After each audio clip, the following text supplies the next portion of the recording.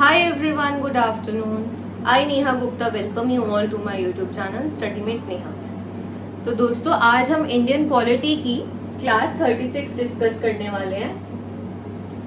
जो हमारी कल की क्लास थी, क्लास नंबर 35, उसमें हमने DPSP का टॉपिक शुरू करा था एंड हमने ये देखा था कि ये एक तरीके के इंस्ट्रक्शंस की तरह काम करते हैं for the government to frame their policies accordingly. तो ये पार्ट 4 में मेंशन्ड है आर्टिकल के, ये भी हमने कल देखा। एंड कौन से आर्टिकल्स में इनका जिक्र करा गया है? Article 36 to 51। उसके बाद हमने वीडियो के कल की सेकेंड पार्ट में ये पढ़ा था, सेकेंड हाफ में ये पढ़ा था कि जैसे जो फंडामेंटल राइट्स होते हैं वो भी 6 तरीकों में डिवाइड करे गए हैं, उनके भी 6 टाइप्स है। तो जो आपके DPSP है उनकी भी 4 तरीके की कल हमने क्लासिफिकेशन पढ़ी थी, 4 क्लासिफिकेशन हमने कल पढ़ी थी, जिसमें से पहली क्लासिफिकेशन क्या थी? सोशल एंड इकोनॉमिक प्रिंसिपल्स क्या है जो वो पूरा करने की सोचता है।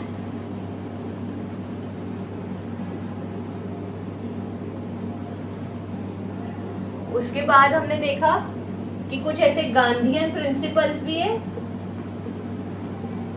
which it aims to foster।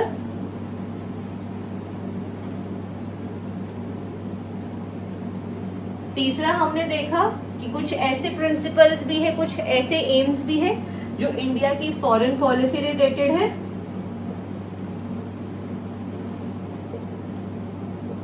And lastly हमने देखा एक सेक्शन ऐसा है, वो है मिसलेनियस, मतलब they are also important but we are considering them as miscellaneous and we are not putting them under any particular head. तो जो ये हमने कल 4 क्लासिफिकेशन पढ़ी थी, इसके अंदर हमने देखा कि कॉन्स्टिट्यूशन के अलग अलग जो आर्टिकल्स है, आर्टिकल 36 से लेकर 51, उनको अलग अलग तरीके से सेग्रीगेट करा गया। लाइक कुछ आर्टिकल्स आपके सोशल एंड इकोनॉमिक प्रिंसिपल्स को बयां करते हैं, कुछ आपके गांधीयन प्रिंसिपल्स को दर्शाते हैं, कुछ आपके फॉरेन पॉलिसी को। लाइक फॉरेन पॉलिसी के लिए तो सिर्फ और सिर्फ आपका आर्टिकल 51 ही है एंड कुछ आर्टिकल्स आपके मिसलेनियस के हेडिंग में भी जाते हैं। आर्टिकल 51 कल हमने पढ़ा था ना।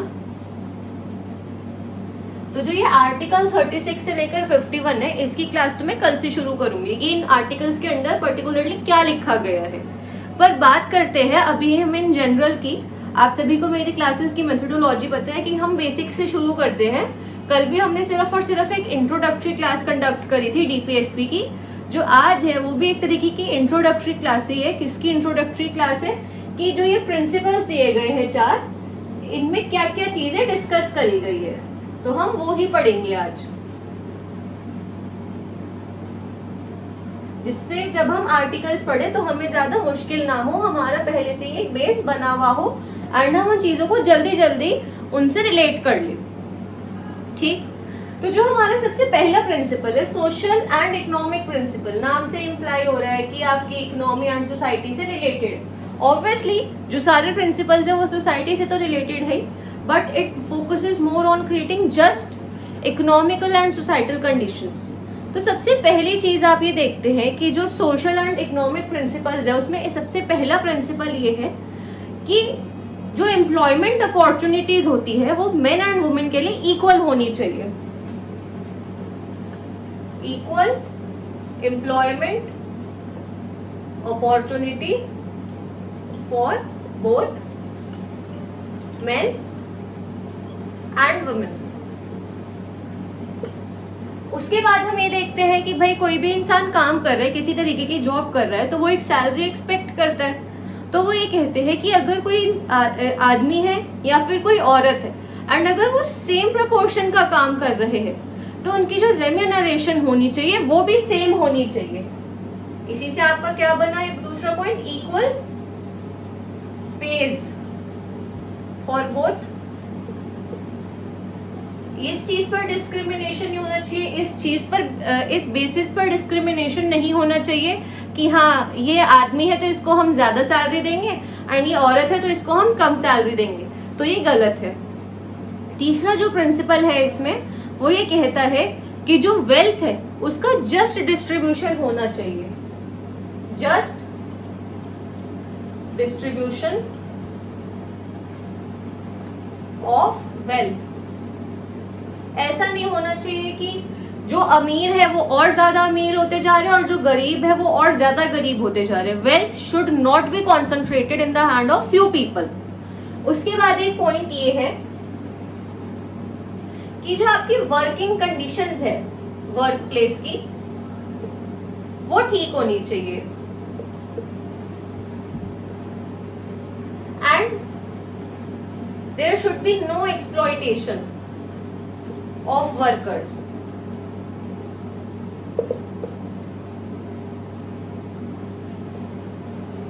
इसी के साथ साथ आप ये देखते हैं कि जो हमने चाइल्ड लेबर का कॉन्सेप्ट रहा था वो भी इसमें कर लेते हैं कि ये चाइल्ड लेबर को भी डिनाई करता है। And this also covers your right to education की जो 14 साल तक के बच्चे हैं उनको कंपल्सरी एजुकेशन तो मिलनी ही चाहिए एंड जो छोटे बच्चे हैं उनको प्रॉपर हेल्थ फैसिलिटीज भी मिलनी चाहिए।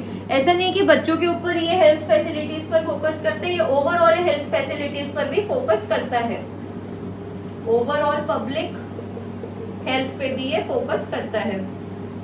उसके बाद आप ये देखते हैं कि जो मैटरनिटी लीव का कॉन्सेप्ट है, मैटरनिटी बेनिफिट्स है जो दिए जाते हैं कि जैसे जब किसी का बेबी पैदा होता है तो उस औरत को मतलब जैसे जो गवर्नमेंट इंस्टीट्यूशंस होते हैं वो तो 6 महीने की मैटरनिटी लीव देते हैं एंड जो कुछ प्राइवेट इंस्टीट्यूशंस है या फिर सेमी गवर्नमेंट इंस्टीट्यूशंस है वो शायद 3 महीने की लीव देते हैं। बट स्टिल जो वो लीव होती है उसमें भी जो वुमेन होती है उसको पे करा जाता है जो उसकी सैलरी चलती होती है। तो this is your maternity benefit. Like this is post pregnancy, मतलब now you have given birth to your child and you need to take care of yourself and your newborn, तो उसके लिए आपको एक मैटरनिटी लीव प्रोवाइड करी जाती है। तो जो मैटरनिटी बेनिफिट्स है ये भी इसी के अंदर आता है। उसके बाद आप ये देखते हैं कि ये एम्प्लॉयमेंट अपॉर्चुनिटीज प्रोवाइड करने की तो बात करता ही करता है, but it also talks about assistance that are given to unemployed, elderly people, women and children। तो ये था दोस्तों आपका सोशल एंड इकोनॉमिक प्रिंसिपल्स जो हमारी स्टेट अपनी पॉलिसीज के द्वारा इम्प्लीमेंट करना चाहती है एक अपनी सोसाइटी में। अब हम बात करते हैं गांधीयन प्रिंसिपल्स की कि ऐसे क्या क्या गांधीयन प्रिंसिपल्स है जिनको हमारी गवर्नमेंट फॉस्टर करना चाहती है through the means of the policies that it is making. Gandhian principle से क्या पता चल रहा है, वो सारे आइडियाज जो हमारे महात्मा गांधी जी ने बोले थे। इसमें बेसिकली 5 पॉइंट है आपके। सबसे पहला ये है to advocate ideas of working class, SC ST, कि जो वर्किंग क्लास है या फिर जो वो ऐसे लोग हैं जो शेड्यूल कास्ट या शेड्यूल ट्राइब से बिलोंग करते हैं उनके आइडियाज को भी ड्यू इम्पोर्टेंस देनी चाहिए while the process of all decision making in the society and उन आइडियाज को हमें साथ में लेकर चलना चाहिए जिससे वो जो सेक्शन है वो लेफ्ट आउट फील ना करे। दूसरा हम ये देखते हैं ना कि जो गांधी जी वो रूट लेवल से ही बात करते हैं, मतलब वो रूरल एरियाज के ऊपर ज्यादा एम्फेसिस करते थे।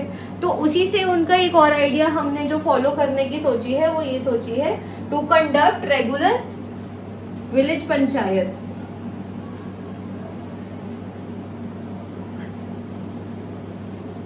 उसके बाद वो कॉटेज इंडस्ट्री को प्रमोट करने की बात करते हैं। आपको उनका खादी का कॉन्सेप्ट तो पता ही है।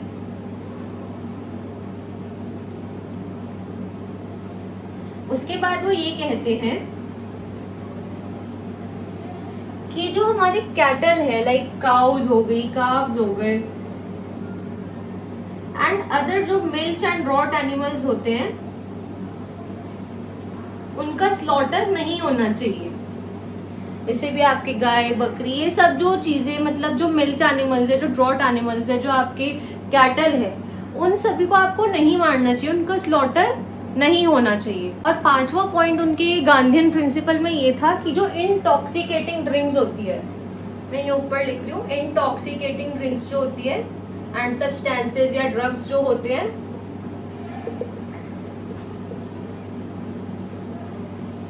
उन्हें बैन कर देना चाहिए, क्योंकि ऑब्वियसली वो हेल्थ के लिए अच्छे नहीं है। तो वो यही कहते हैं कि जो ये इंटॉक्सिकेटिंग सब्सटेंसेस है, ड्रग्स है, ड्रिंक्स है, ये सब चीजें बंद हो जानी चाहिए।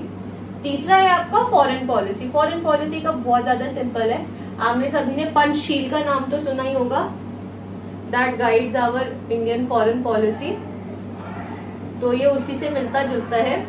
तो इसमें ये है ब्रॉडली कि जो इंडिया है, it will work towards maintaining world peace and international security. World peace की बात करी गई है इसमें, इंटरनेशनल सिक्योरिटी की बात करी गई है इसमें। एंड जब ये कहता है कि अगर कोई इंटरनेशनल डिस्प्यूट्स अराइज हो जाते हैं तो इंडिया को उन्हें खत्म करने में हेल्प करनी चाहिए by the form of mutual agreement.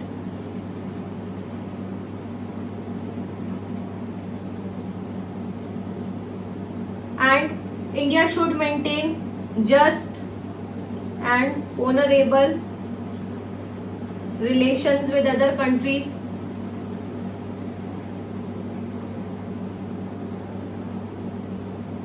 इसके बाद है ये है कि it should foster respect for international treaties and obligations. And जो लास्ट आपकी हेडिंग है, क्लासिफिकेशन है मिसलेनियस की, इसमें ये है कि स्टेट को इस दिशा में काम करना चाहिए कि सबसे पहला क्या है कि जैसे आप फ्री लीगल एड कहते हैं वो मिलनी चाहिए सबको। एंड आप ये कहते हैं कि सबको इक्वल जस्टिस मिलना चाहिए सोसाइटी में। Then you talk about protecting monuments in this miscellaneous heading. फिर आप कहते हैं कि you should protect environment.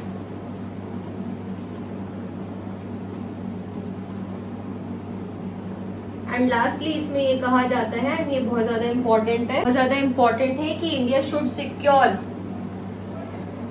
A uniform civil code for its citizens. तो ये आपके हो गए मिसलेनियस के पॉइंट्स, ये 4-5 पॉइंट्स थे। तो जो आज की क्लास थी उसमें हमने जी चारों क्लासिफिकेशंस की बात कर ली, सोशल एंड इकोनॉमिक प्रिंसिपल्स की बात कर ली, हमने गांधीयन प्रिंसिपल्स की बात कर ली, इंटरनेशनल रिलेशंस की प्रिंसिपल की हमने बात कर लिया, हमने मिसलेनियस प्रिंसिपल्स की बात कर दी, जो कि हमारे गवर्नमेंट को पॉलिसी मेकिंग में हेल्प करती है, उसे डायरेक्ट करती है कि people have to work in this particular direction.